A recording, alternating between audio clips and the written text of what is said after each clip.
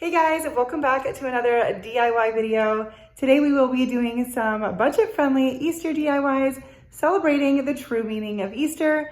I hope that you enjoy these easy budget-friendly DIYs. Let's get started. For this first one, I picked up this sign from Dollar General. It was originally $1. I'm sure I got it marked down because I usually do. Dollar General has really good clearance finds all the time, and but I'd really like the sign. But it's only $1. They have these types of signs all the time. So I taped off the wood border because I wanted to keep that. And I went first with a chippy brush, trying to give a little bit of texture, thinking that that would maybe help. This takes a couple different forms. I then went in with a sponge pouncer brush and kind of pounced it, then I dragged it. Basically, I did not want the brush strokes of a paintbrush, and eventually I achieved that. But I'm using the color Celery by Waverly Chalk Paint. I really enjoy that color for spring, but also it incorporates well into just my everyday decor, so I thought it'd be pretty to use for Easter. So I gave that a couple coats, and then I'm gonna go in with this stencil from the Dollar Tree, and I took the celery, well, hang on, we'll get there in a second, I guess. I'm gonna tape off the part that I don't wanna use because I didn't wanna get, paint where I didn't need it. And I'm taking the celery paint and adding in a little bit of white. That container was an old container of white paint that I had watered down a little bit, and I'm just trying to use it up. So I just went for a slightly lighter shade of the celery, and I'm just going to use a pouncer brush. Make sure you don't have too much paint on it so it doesn't bleed through. And if this is going to dry down quite a bit, you're going to see there's not a huge difference in the shades of paint. I just made sure that there was no paint on the back side of the stencil before I placed it back down so that I wasn't smearing any paint. If there was, I would just wipe it off with a damp paper towel or baby wipe. I'm going to use my heat gun to dry it in between so that I don't smear the paint so that I can keep doing this. But I'm just wanting to create a backdrop with a little bit of a pattern, but a subtle pattern because I didn't want to detract from the words we're going to put on here. I do find the key with these stencils is to keep them clean. So as soon as I'm done, I'm wiping it down. And then we're going to use that other floral or greenery pattern, whatever you would call that, and just scatter that throughout. So like I said, I'm just doing a patterned background, but I wanted to not have it too busy or too dominant because we're going to put some words on this. And then I did decide to paint the side as well. Not necessary, but I did. And then I have this decal, Worthy is the Lamb. My friend had sent this to me. I don't have a Cricut, but she had sent this to me, Kendra, over at Late Night Creations. I talk about her a lot. You should check her out. And I thought this was obviously perfect for an Easter DIY. So I'm just going to apply the decal, but you could also stencil some words. I also think you could probably buy some of these like on Etsy. Just different options if you don't have a Cricut, but you can definitely use a stencil, print something out, and we're just going to apply that. And that's it for the sign. Very simple and pretty. For this next DIY, I also have another sign from the Dollar General, and then I also have this pack of words that I picked up from Hobby Lobby. It comes with 8 different words, and it was $2.99 at regular price, but I got it for 40% off or 50% off, I don't remember. And then I have this wooden skewer. They're just from a large pack from the Dollar Tree that I keep in my stash, and we're just going to cut them down to make the size of a cross, so whatever size you want. I did trim it a couple times. And then I'm going to paint this with some white paint. I am going to just dry it so I can grab it from the other end, and we're just going to paint that up. I wanted it to pop against the sign, and I thought that white would do better, but then I did not want it to be like a stark white. Do paint the tips there where you cut it so that you don't have the wood showing there. So I went in with a little bit of antique wax as well, just like a dry brush, because I wanted to not have it just like a stark white. And then I'm going to put a little dab of glue to get that started and glue that. And then we're going to also just take some twine and put a little bit of glue and wrap that around. And I did like a crisscross on that to help make it more stable than just the hot glue. And I just kind of did it a couple of times. And then we're going to tie a knot or two and put a little dab of glue inside of that to help hold that. Now, the sign that we're using on our base with the what's it called? Like the chicken wire backdrop of it, That had farm animals on it that I pulled off and used for a different DIY. But this sign altogether is just $1 at Dollar General, even at their regular price. And it's a really great option. Gives you a couple different DIYs out of it. And you can often find them at the end of the season marked down, so even better. This Forgiven word is a little bit of an off-white, so I'm just doing a light coat of white paint just to help it. I don't know, it's not necessary. You paint that whatever color you want or leave it as is. We're going to just put a little bit of hot glue on this. This is a very quick and easy DIY, and we're going to glue that into the center. And then I'm just going to glue this little cross in the corner, and I put the bulk of the glue at the top there, and then I'm going to put just a tiny little dab to attach that to the top of the word, just to help hold that in place, and then just scraping off any excess glue. Very simple sign, but I thought it was very pretty and simple. And it only cost a couple of bucks. This next sign, this is from the Dollar Tree. It originally had a natural wood trim, and then you have the chalkboard center. I previously used it for a DIY, so I had painted it white. So I'm just going in once again with that celery chalk paint. Actually, I think this is the muted one with a little bit of white in there because I had it left over from a previous DIY. But I do use a lot of that celery in my decor. So we're just going to paint the border of this sign in the celery color. I think I gave it maybe 2 coats. And then I have this sheet music. This is from an old hymnal that is falling apart. I understand that some people have a problem with that. I feel like I always have to explain myself. It is, I don't see this as, wrong to do that. The pages are ripped, some of them are stuck together, and it would probably just be thrown out. But you can also print off some sheet music if you'd like. I used a wet paper towel to kind of soften the edges as I tore it. You can also use a wet paintbrush with just some water, but I didn't have a lot of space to pull some off here, so I'm just kind of roughing up the edges because I wanted it all to look torn instead of just part of it to look torn.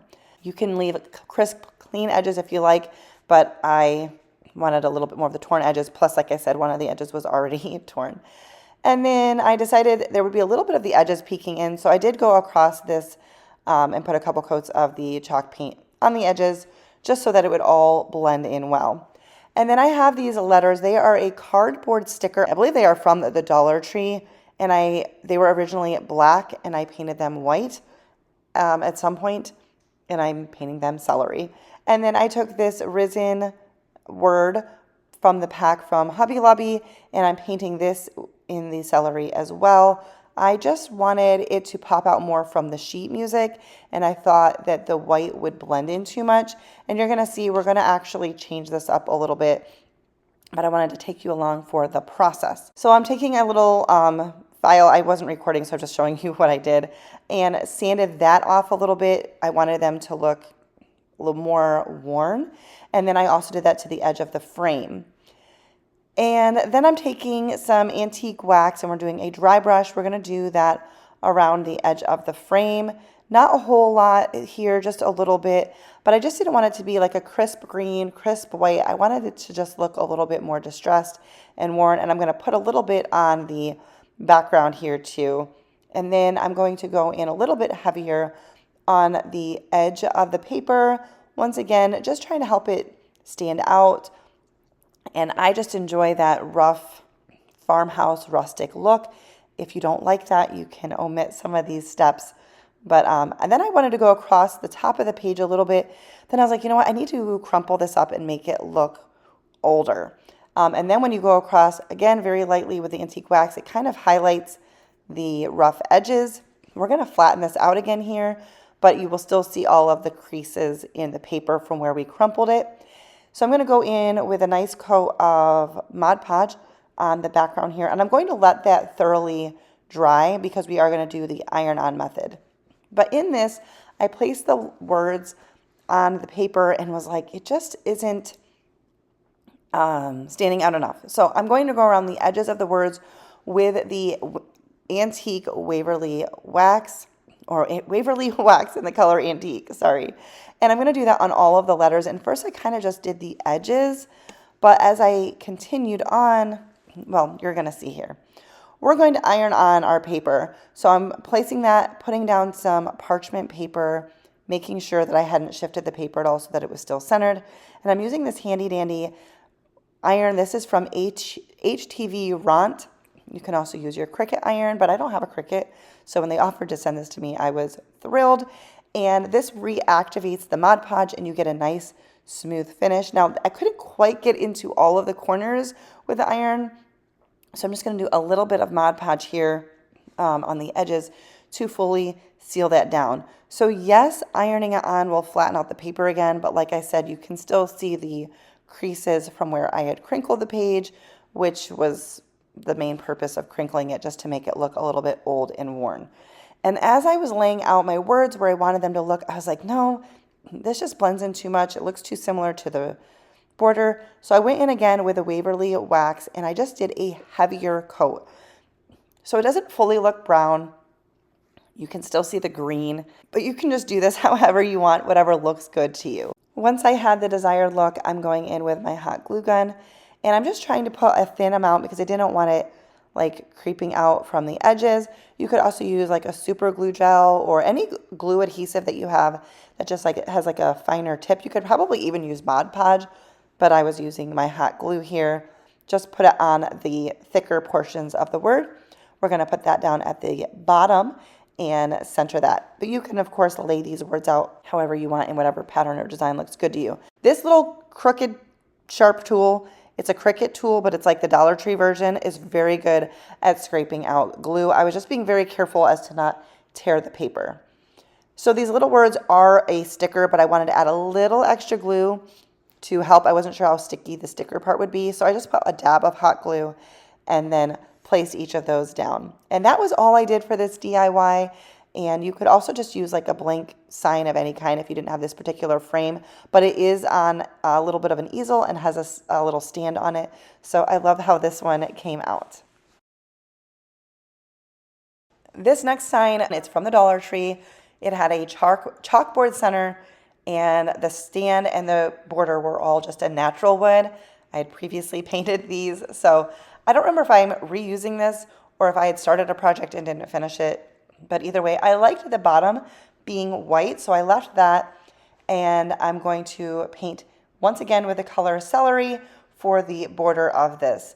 And I was trying to not get it on the front part of this, but we are going to end up covering it. So sometimes when I start my DIYs, I'm not sure exactly every detail of how this is going to go. So I was just being really careful to not get paint down on the front part. So I did a couple coats of Celery and then the painter's tape, taking that off, left my bottom nice and white, which was great, but we are going to still rough this up just a little bit. I'm going in with some sandpaper and I'm just kind of going along the edges, sandpaper, and then also switching to an emery board. And I'm really just doing the edges, and I liked that I had previously painted this white because then the white was coming through, but if not, the wood would come through. And then I tried to go heavier on some spots so a little bit of that natural wood would also come through. And then I have this cardstock. This is from a large pack from large pack from Hobby Lobby. And I don't even know how many sheets of paper, but it's a very good price. You'll get lots of use out of it. And I just measured that and cut that down. I'm just making sure it's going to fit in here, but then we're going to pop it out. We will come back to that in a minute. And then I have these crosses. They're, I guess they're like little ornaments because they're on a hanger. I picked these up from Hobby Lobby. Great deal.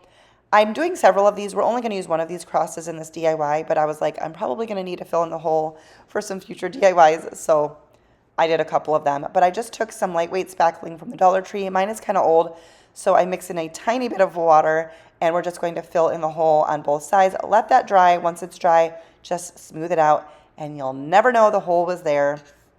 That works very easily, and we're going to paint that with, I'm just using this Territorial Beige. It's just a brown I had in my stash. I thought about using the antique wax, but I wasn't sure if the antique wax would go over the spackled spot as well. Like if you'd be able to see like the little outline of the circle.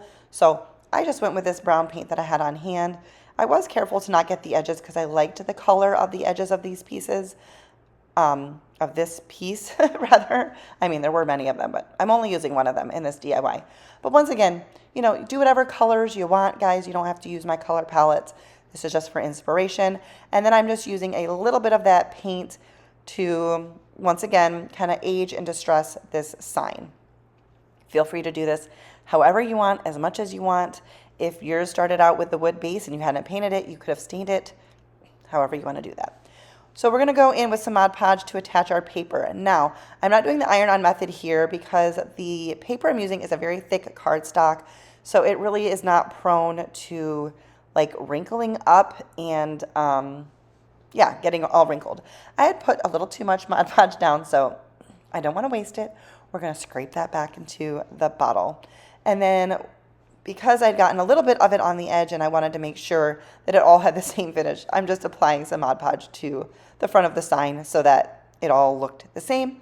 We're going to just simply place that in there. If you do not have this handy tool, it's very handy. It is from Plaid, which is the creator of Mod Podge, and it's like a rubber squeegee. And I was just pressing in all of the corners and edges, and it, as you can see, is kind of squeegeed out any excess Mod Podge, and I just kind of wiped that off of it on my hand or on my mat. But you could also use a little scraper tool from Dollar Tree or like a credit card or something. And then we're going to take our cross and just hot glue that on the center here. And I wasn't sure if I was going to just end there. I was like, this kind of is nice, but I wanted a little bit of a detail. So once I got that placed and centered, you can see the wood grain through the cross or through the paint, and I loved that. But I had picked up these Valentine decor pieces. I picked these up afterwards. This is post-Valentine's Day. I got them 66% off. They're going to go in my Valentine's stash, but I pulled one of them out. I thought this would be a nice addition, and I'm just using a little pair of tweezers to hold it while I use some super glue gel to apply that to the center of the cross. Now, I did that because the it takes a little longer to dry, but my hot glue, I knew I couldn't, my hot glue gun tip is not small enough. So that's why I use a super glue gel, but anything with a smaller tip would be handy. And I just place a bottle of paint on it to help it dry or hold it in place while it dries. And that's it for this one. For this next DIY, I'm using this sign that I picked up at Hobby Lobby. It was on clearance for 69 cents, but you can certainly use something from the Dollar Tree or a thrift store, or sometimes when I have old signs around my house that I've used in my decor that I'm no longer liking as much, I'll just make them over. So I'm just going to give this, I do it off camera because I didn't want to get sand in my area because I had paint drying, but I gave it a rough sand just because, or a light sand I guess you could say. The edges were rough, and I just wanted to smooth it out, and then I sanded the front just a little bit, but I really didn't need to sand that very much. I got very good coverage. It was not hard to cover up the writing, and I'm just going to give this, once again, a couple coats of Waverly's chalk paint in the color Celery.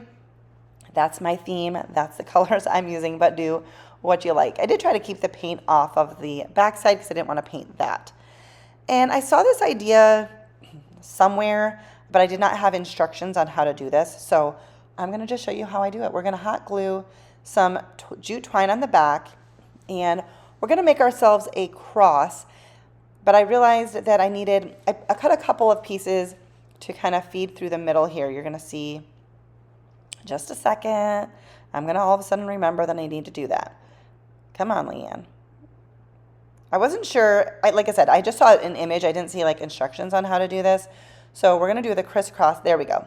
I've got a couple pieces of twine. I ended up only needing one of them, but I wasn't sure exactly how I was going to do this. So I stuck two of them in there. And I'm just doing a crisscross, and I'm trying to just keep it even. We're going to gather the center. You'll see in a second. We're just going to hot glue the beginning and the end of it, trim that down, and then I'm going to go back to the front and just readjust it. So obviously with a cross, you want it gathered more towards the top versus the center. So I'm going to use the piece of twine. Once I kind of get these all in place and centered, we're going to gather it wherever it looks right to you. There's no science here. But I just like to show you the process because sometimes you can see an image, see something like a home decor piece or something on Pinterest, and you're like, I don't know how to do that. Just try it. Just try it. A little dab of hot glue. Going to take one of those little pieces and tie it in a knot. And then we're going to do the same thing going the opposite way. We're going to go horizontal here at the top, and I'm just fanning it out so you have it wider at the edges and work your way in. So I just go crisscross here, and then the back, of course, doesn't look as pretty, but I don't think it looks like bad. But you can see I'm just wrapping that around, and this is when I end up realizing that I don't end up needing the second piece of twine that I put underneath there. But like I said, I wasn't really sure how this was going to all turn out. So snip that down, hot glue it, keep it nice and tight. That is kind of important there. Once you have it, you can still move it around a little bit, but you want it tight so it doesn't sag. And then I'm just going to use that same piece of twine, another dab of hot glue, and tie that off.